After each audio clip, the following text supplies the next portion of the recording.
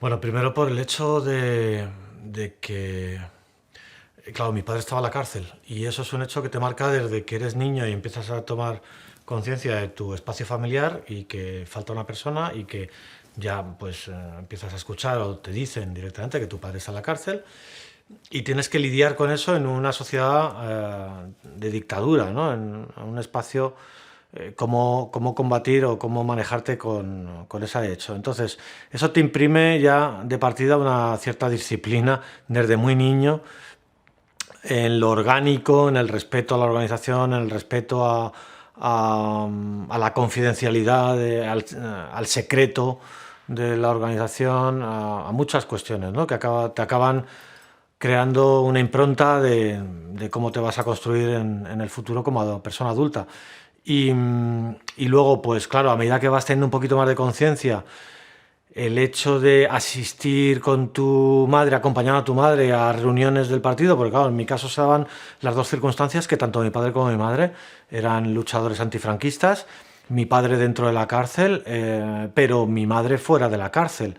Y en ocasiones, aunque la situación era muy dura dentro de la cárcel, no podemos olvidar que fuera de la cárcel también era muy dura. Para una mujer, en este caso, en la triple lucha de, bueno, pues mujer antifranquista, mujer feminista y además teniendo que sacar adelante a sus hijos sin opciones de trabajo en una sociedad completamente hostil, ¿no? Entonces esa triple lucha, por supuesto el preso, mi padre, pues también tenía unas luchas que lidiar dentro de la cárcel, la tortura, los distintos juicios, etcétera, ¿no? Pero las condiciones eran muy desiguales y tú vas creciendo y vas desarrollándote con eso desde muy tierna infancia. Por un lado, además, visualizas las dos luchas desde muy pequeño, acompañas a tu madre a las reuniones del partido o a las reuniones del Movimiento Democrático de Mujeres, que en aquel momento gestaba mi madre con otras compañeras, tanto del partido como no del partido. Y entonces, pues en una esquina te quedabas pintando, o lo que fuera, en un rincón, mientras se celebraba una reunión súper sesuda, nos podemos imaginar, ¿no? Como las que tenemos ahora, pues igual, las cosas no han cambiado. Y te intentabas distraer lo más posible. Y a la vez que visualizabas esa lucha de fuera de la cárcel, luego los fines de semana lo destinabas a viajar. En muchos casos, yo no he conocido todas las cárceles de mi padre, porque han sido 26 años, pero sí he conocido algunas que en aquel momento estaban muy lejos. Zamora, Soria, eran destinos que estaban enormemente lejos, no tiene nada que ver con las autovías de ahora. Y ir a Zamora en aquel momento eran como 4 o 5 horas de viaje y volver luego otra vez, ¿no? A Soria probablemente pues podían ser 4 horas ir y otras 4 horas volver. En ocasiones, en cárceles más lejanas, yo no las viví, mi hermana sí, pues era echar el fin de semana entero.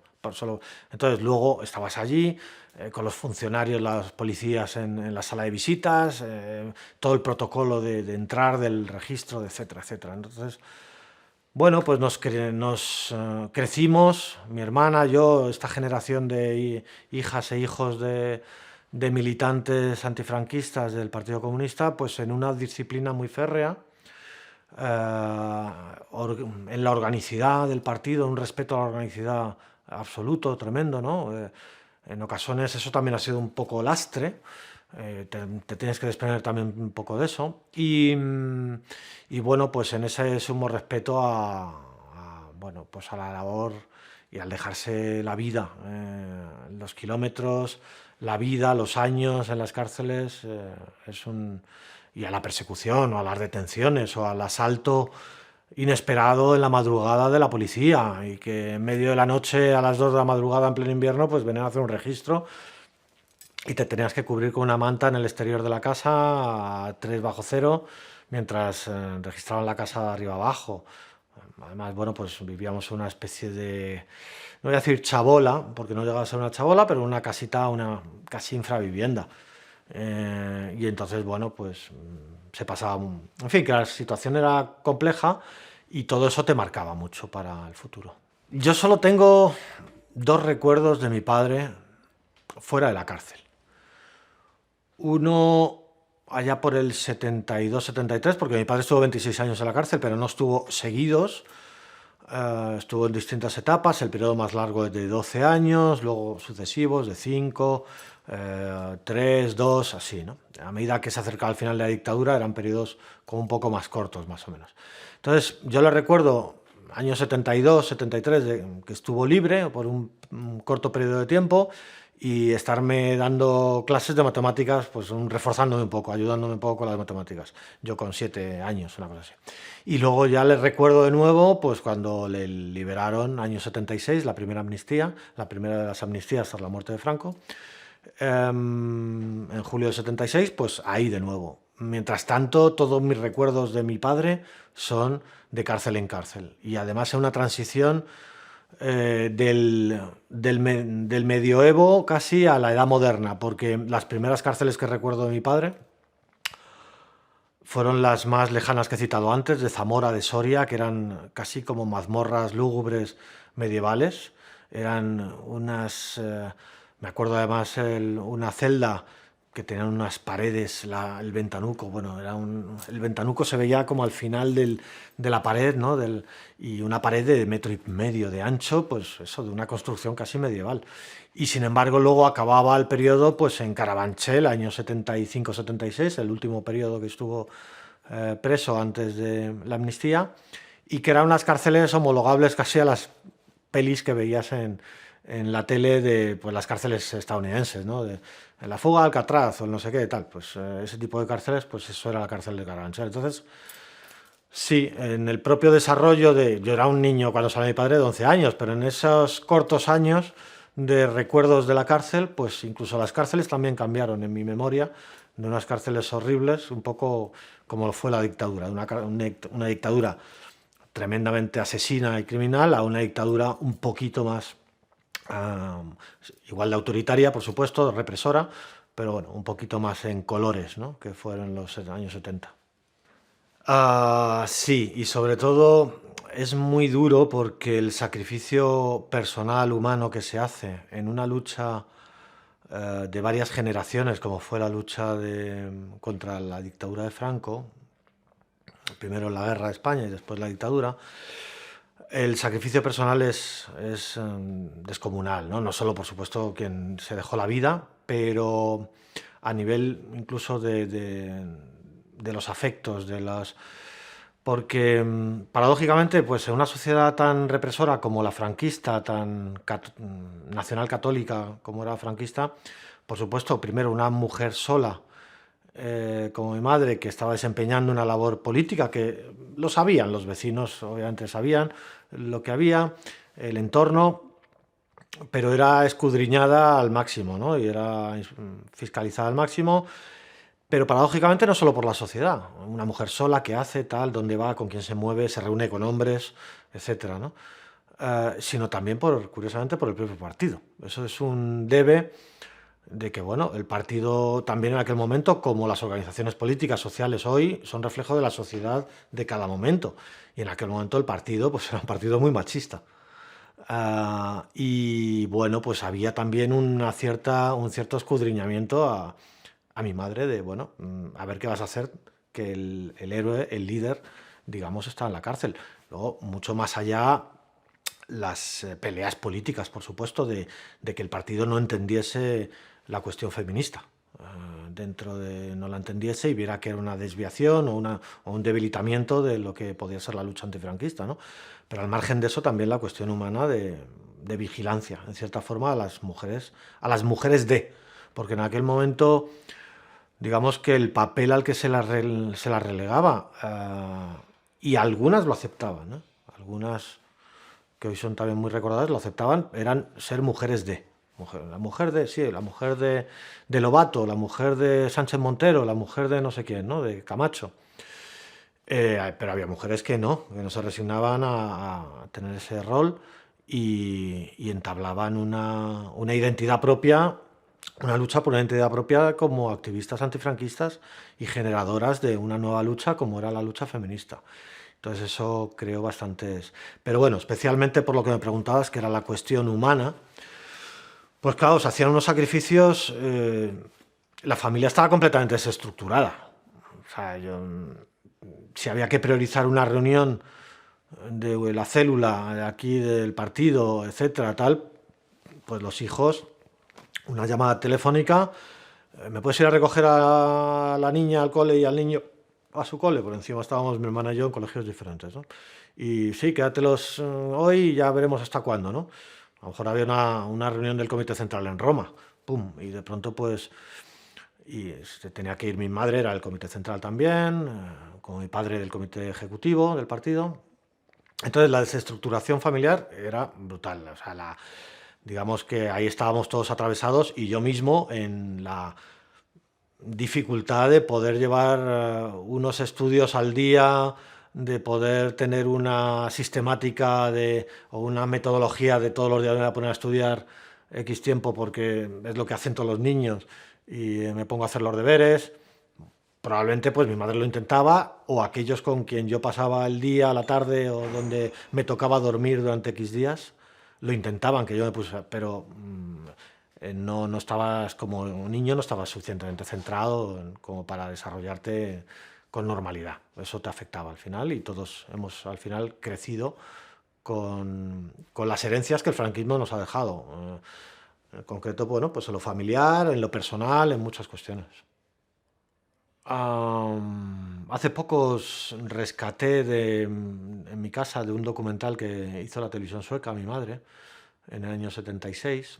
Y es curiosa la grabación, en la entrevista que le hacen a mi madre, pues ella dice que desde bien pequeños, a mi hermana y a mí, nos intenta inculcar que, bueno, pues que nuestro padre y ella, nuestra madre, están luchando no como Quijotes ni como algo así de superhéroes o tal como se diría ahora, ¿no? Pero no como Quijotes enloquecidos contra molinos, sino que están intentando luchar por algo que se llama justicia social, ¿no? Y ponía el ejemplo en esa entrevista y tal cual, es que me hace gracia porque ese vídeo que tiene pues ya 40 y pico años, 45 años, pues es lo que tengo yo grabado. Y entonces yo recuerdo a mi madre, pues si íbamos en el coche o en el autobús o en un taxi incluso, a riesgo de que el taxista estuviera escuchando, que bueno, en aquel momento pues el sector del taxi era incluso igual quizá más reaccionario de lo que pueda ser hoy, pues aún así no se cortaba y lo decía. Y entonces decía que, bueno, ves, hay unas chabolas de gente o infraviviendas, tal, no sé qué, y ahí tienes un palacio, un palacete, no sé cuántos. Bueno, pues eso con lo otro, una cosa con la otra se oponen y hay una lucha de una cosa con la otra, ¿no? Lo que era simplificar la lucha de clases. Y entonces yo lucho porque eso no exista, como mínimo que existan unas condiciones dignas para todo el mundo por igual y unas libertades y unas capacidades de partida para todo el mundo por una igualdad de oportunidades, para todo el mundo por igual. Y una sociedad más justa, libre, democrática, que todo el mundo pueda expresarse y tal. Y entonces eso es el patrón con el que nos hemos criado mi hermana, yo, y estoy seguro que toda aquella generación de hijos e hijas del partido, ¿no? No creo que nadie le ocultara, había mucho orgullo. En realidad, a partir de determinada edad, al principio no entiendes, eres un niño pequeño, no entiendes por qué tu padre está en la cárcel, no sabes si ha hecho algo malo, si es un ladrón, si es tal, pero a medida que te vas impregnando, lo que hay es mucho orgullo.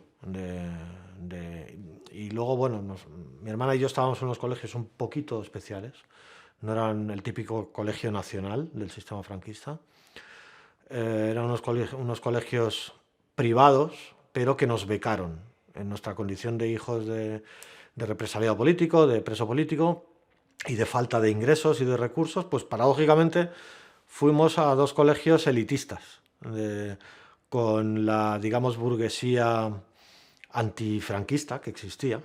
Dentro del empresariado, en aquel momento, pues curiosamente había empresariado con una mentalidad liberal, socialdemócrata, y por supuesto intelectuales con dinero, profesionales con dinero, que querían para sus hijos otro modelo de colegio y pagaban colegios privados y curiosamente pues nos becaron a mi hermana y a mí. Entonces íbamos en un ambiente no tan hostil que en un colegio nacional típico de tener que pues cantar el cara al sol, levantar la bandera, no sé qué, pues hubiera sido un ambiente mucho más hostil.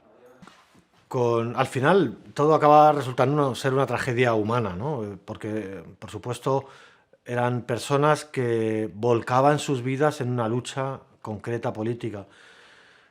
Hay que pensar, si yo mismo viviera en aquella etapa, pues a lo mejor probablemente reproduciría ese modelo, ¿no? Pero es verdad que se amputaban a sí mismos de su vida afectiva, sexual, de todo. Es decir, todo eso quedaba al margen. En todo caso, quedaba en un plano idealizado en las visitas semanales de la familia a la cárcel, o cada 2 semanas o cada 3, las que fuesen, y verles a través de un barrote y pensar que les quieres mucho y que realmente les sientes que les quieres mucho, pero claro, estás renunciando a 25, en el caso de mi padre o de mi madre, pues renunciar a 25, 26 años de compañerismo, de afecto, de sexualidad, de un montón de factores que nos convierten en seres humanos también, nos humanizan.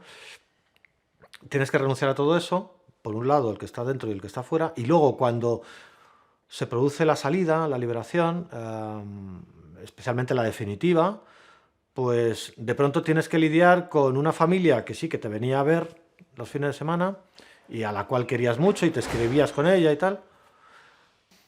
Luego, pues resulta que cuando se produce la liberación definitiva, en este caso con la primera amnistía en el 76, pues cuando se juntan esas personas resulta que son incluso por dos desconocidas. Han podido hablar mucho a través de la cárcel, se han podido escribir mucho, pero en el día a día es donde vemos la compatibilidad, la afinidad, la capacidad de amoldarnos a las necesidades de la otra persona y de esa persona a las tuyas, el reparto de tareas, y resulta pues que a lo mejor la conciencia de igualdad dentro del hogar no estaba tan asentada, ¿no? O la lucha feminista de la que hablaba mi madre a mi padre, pues bueno, sí, a lo mejor se podía ver desde un punto más exótico, desde dentro de la cárcel, pero luego te la encuentras dentro, en tu hogar, y tienes que lidiar con ella. La cuestión es que al final, pues al poco de salir liberado mi padre, pues comenzaron los problemas y a los pocos meses se acabaron separando, curiosamente. Entonces son unas vidas, bueno, que en cierta forma no voy a decir que no hay desperdicio nunca en una vida, pero hay un derroche emocional con el cual pues no recibes luego las satisfacciones que todo ser humano espera recibir de alguna forma, ¿no? Incluso con la vuelta del ser querido, pues resulta que tampoco, porque no era todo como pensabas, y se separan y se divorcian con el tiempo. Entonces, en ese sentido, pues mi madre lo pasó muy mal, peor que mi padre, porque era la eterna espera, la eterna...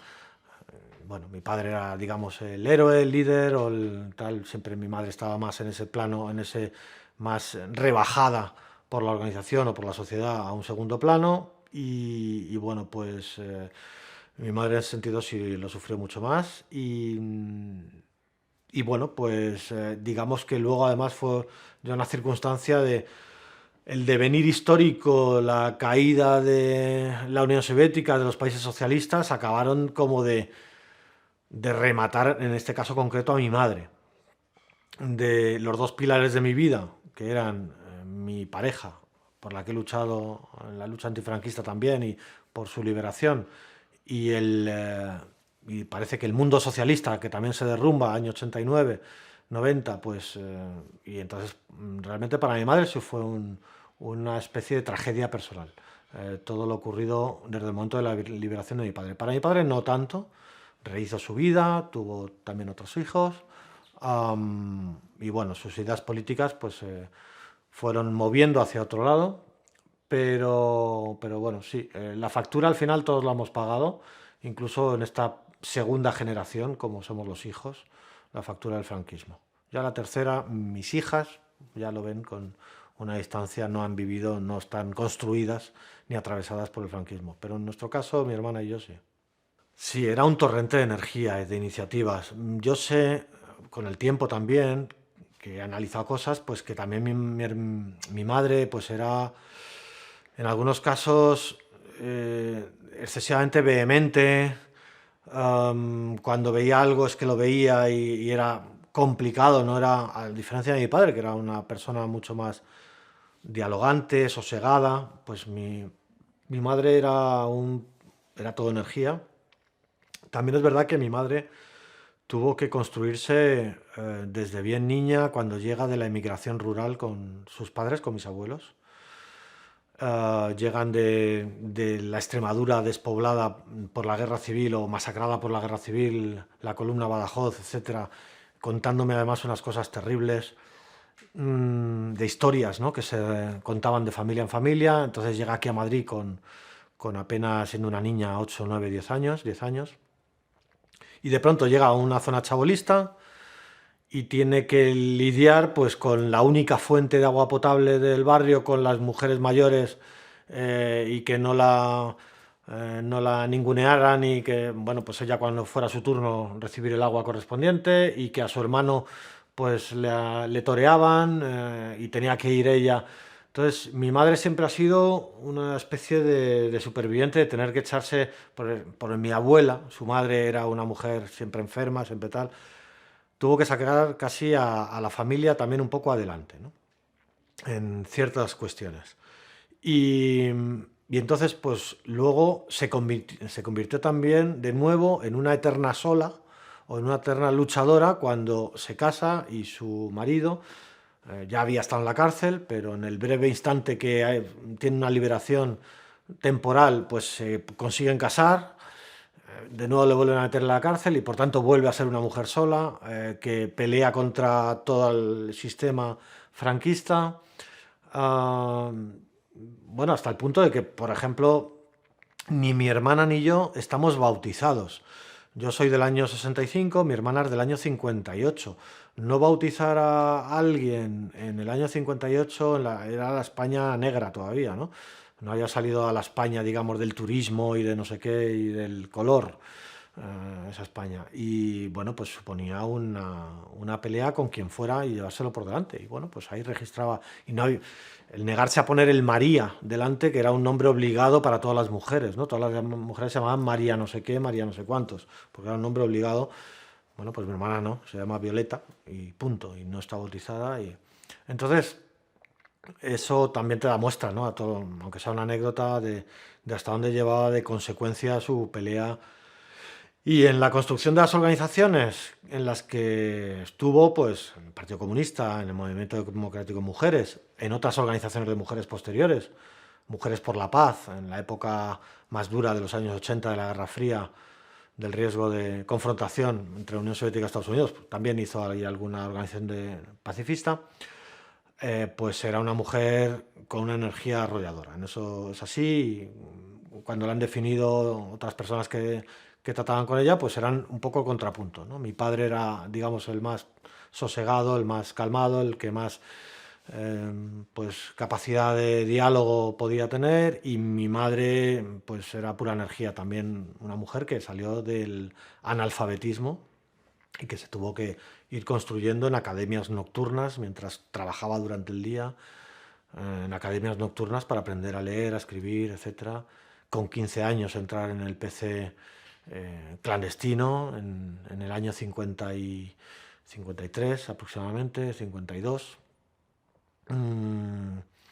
Entonces, hay que imaginarse, ¿no?, en aquella España franquista, en lo más duro, todavía iban a morir muchos camaradas fusilados, asesinados por la dictadura franquista. Al propio Julián Grimau todavía le quedaban más de 10 años todavía para ser asesinado.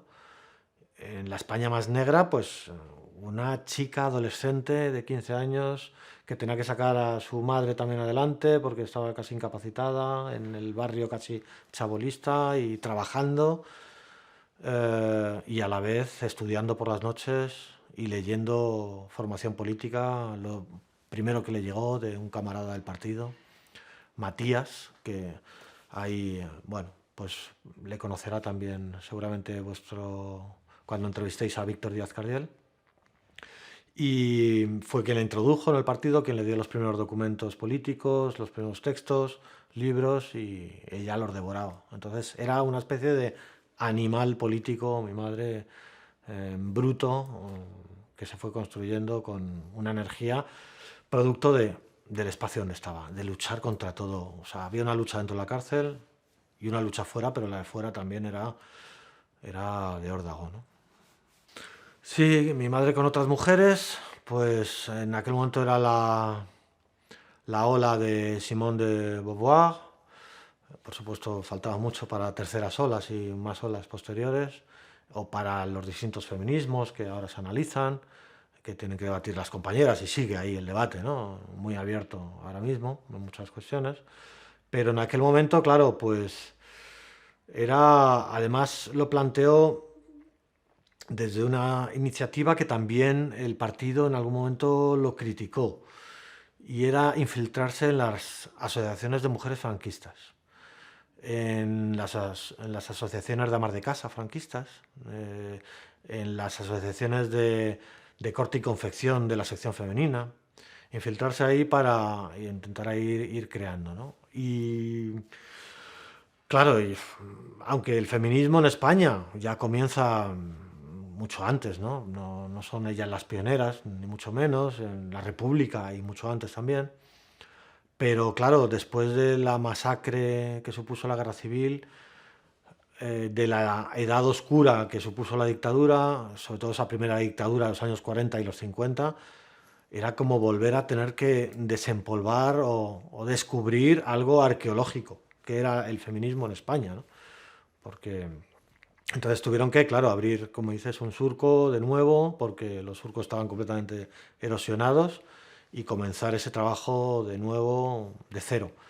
Y en ese sentido, bueno, yo creo que ahora se ha hecho un muy buen trabajo de rescate de todo lo que hicieron, de los logros, de las dificultades de conexión con el partido, en algunos momentos con una libertad absoluta, en otros momentos el partido ya, digamos, cooptando a todo el movimiento democrático de mujeres y absorbiéndolo, y ahí quizá empezó un poco su declive, pero en un primer momento muy transversal, creando una organización el movimiento democrático de mujeres, que seguro que habrá compañeras que puedan contar su historia mucho mejor, y compañeros, pero en todo caso fue una organización muy transversal, que abarcó a un espectro de mujeres desde mujeres libertarias hasta mujeres casi de cercanas al aparato franquista, pero que tenían un tinte un poco liberal en la concepción, y que entendían que el rol de la mujer debería ser otro, ¿no?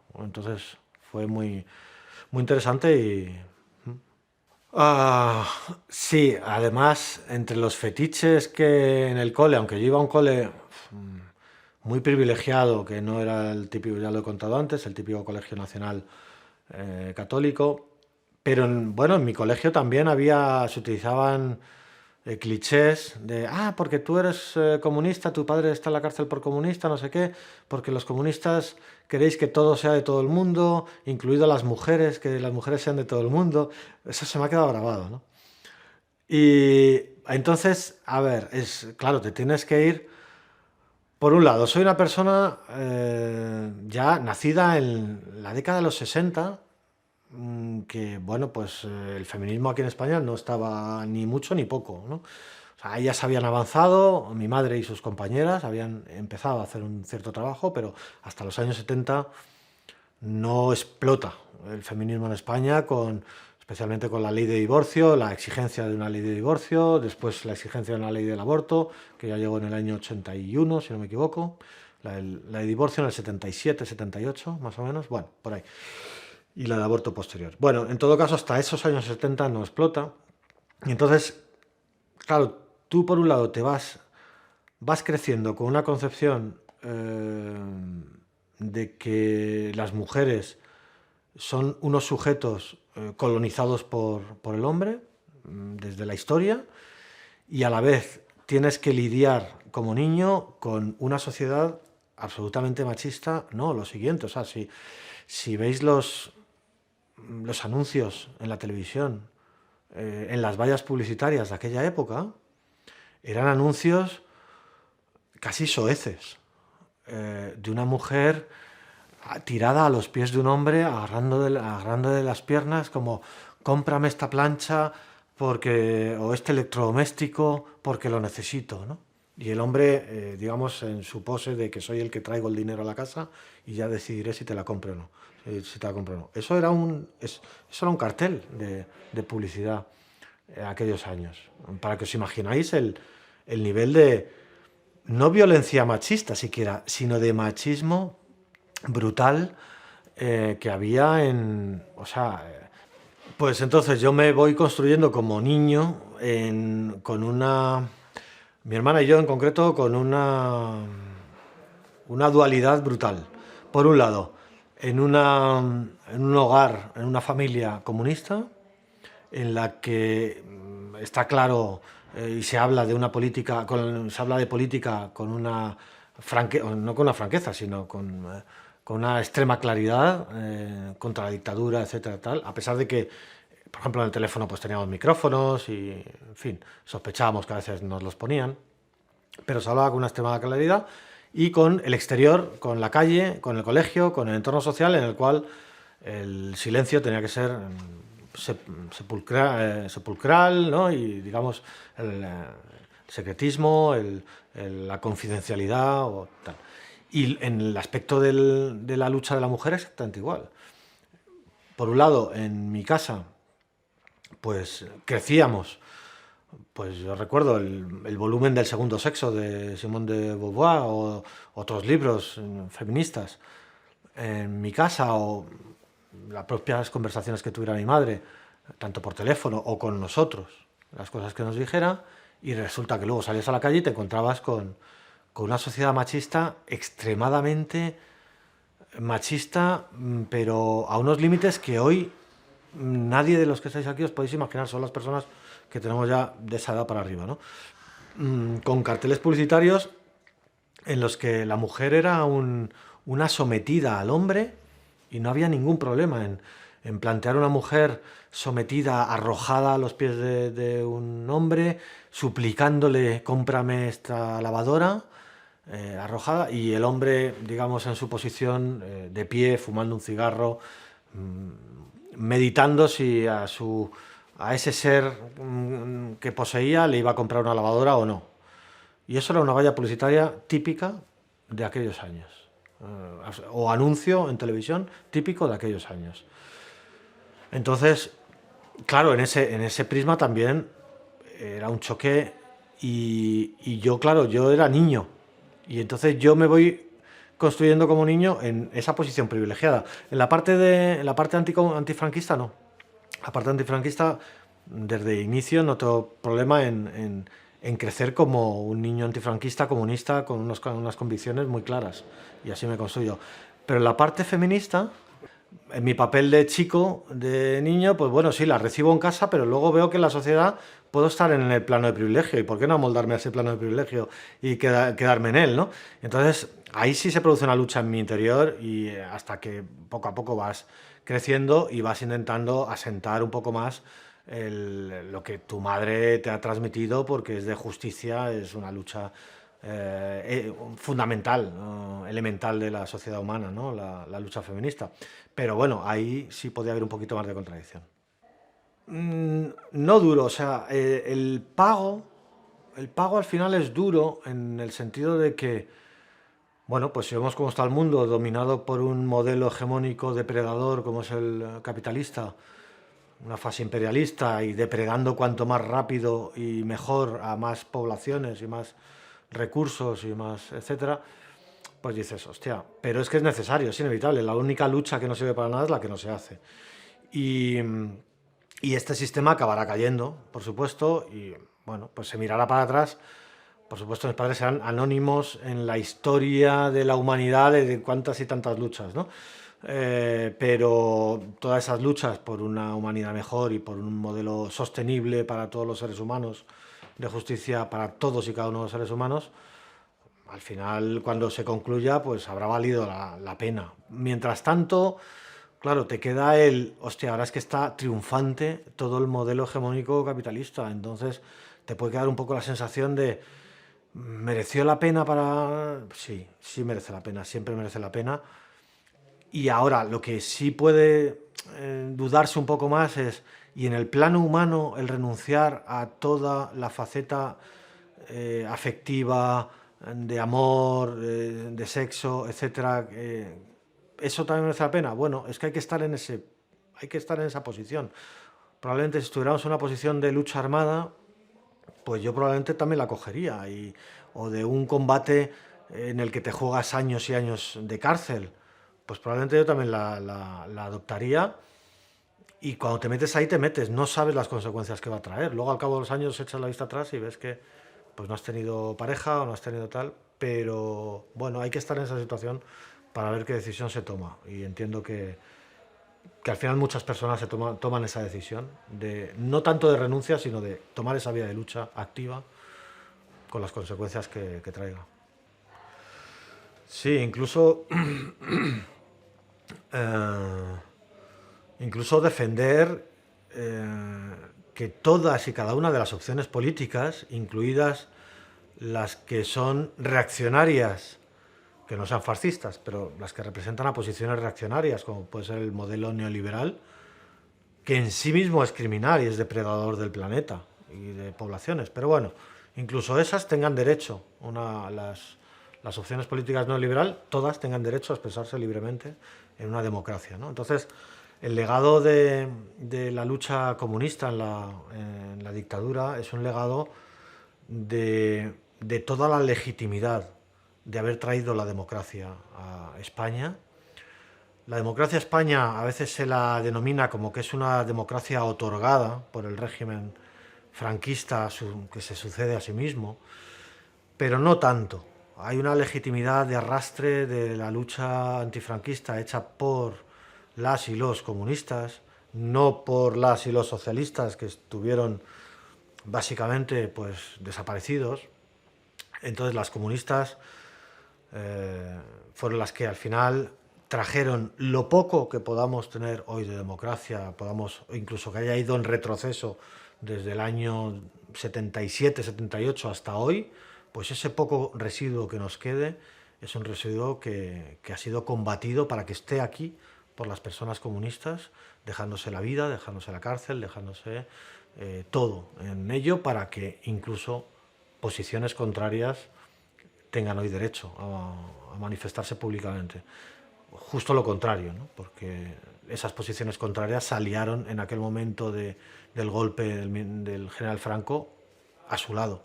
Por tanto, es decir, estamos siendo mucho más tolerantes y mucho más, no quiero decir permisivos, mucho más tolerantes, mucho más demócratas los comunistas y las comunistas que las personas de posiciones de derecha que en aquel momento nos anularon en el año 36. Nos cegaron a todo el resto de posiciones políticas.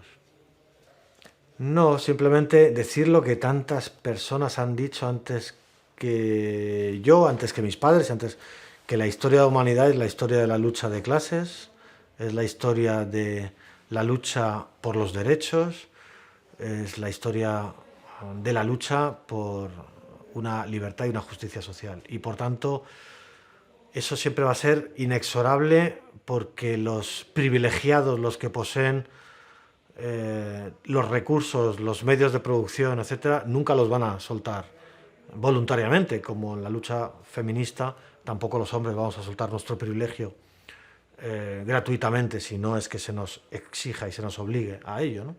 Entonces, tendrá que seguir esa lucha históricamente hasta que se alcance un modelo de justicia social para toda la humanidad y a la vez que sea respetuoso y sostenible con el propio planeta en sí mismo, ¿no? Y con todas las vidas que en él se manifiestan. Entonces, bueno, pues simplemente eso, que la historia de la humanidad seguirá siendo la historia de la lucha de las personas por la libertad, por la justicia social, etc. Sí. Pues fíjate, yo milito o participo en la solidaridad con Palestina en muchas diferentes formas, yendo allí con brigadas, pero también en organizaciones solidarias con presas y presos políticos palestinos, porque es una impronta que me ha quedado de como hijo de preso político. También mi hermana fue presa durante unos meses, con 17 años, con Franco. Entonces, sí me ha quedado claro que la solidaridad internacional multiplica porque pone rostros y nombres y voces concretas de ¿Qué está pasando en España? Sí, bueno, pues está pasando esto, pero es que además esta persona lleva 10 años en la cárcel en España, se ha hecho un juicio farsa, lleva 20 años en la cárcel en España, ha sido ejecutada a pena de muerte por el régimen franquista. Es decir, al final pone rostros a lo que ocurre en una dictadura, en un país cualquiera, en aquel momento. Entonces la solidaridad internacional con las presas y presos es fundamental para mantener viva esa lucha internacionalmente contra un régimen a través de exigencias de boicot. Lo hemos visto con la Sudáfrica del apartheid también, cómo se derrumbó ese régimen. Pues esas organizaciones que se generan internacionalmente de redes de ayuda son fundamentales para la lucha y también para las familias de las personas presas. Yo recuerdo haberme vestido, alimentado con la solidaridad interna de compañeras, camaradas que ponían una pequeña cuota, lo que podían, aquí en la España franquista, al partido, para ayudar al sustento, a que nos alimentásemos las hijas, hijos de presos políticos y presos políticos, porque nuestros padres no podían, estaban en la cárcel o estaban reprimidos, no podían trabajar. Y luego de la ayuda exterior internacional, ya fuera a través de cajas con ropa, a través de libros que nos llegaban del exterior, que nos abrían ventanas a otro mundo, porque los libros en España, los que había en la dictadura franquista, pues no había de los que te pueden ayudar a formarte con una mente plural, y sin embargo nos llevaban libros latinoamericanos de editorial mexicana, de editorial argentina, o de la editorial Progreso de Moscú, editado en castellano, y que te abrían los ojos, ¿no? Entonces esos libros, esa ropa que nos llegaba también de la Unión Soviética o de la RDA, pues nos ayudaba a seguir a tirar para adelante. Entonces la ayuda a las presas y presos siempre es fundamental desde el exterior, y en mi caso ahora pues la intento reproducir con las presas y presos palestinos.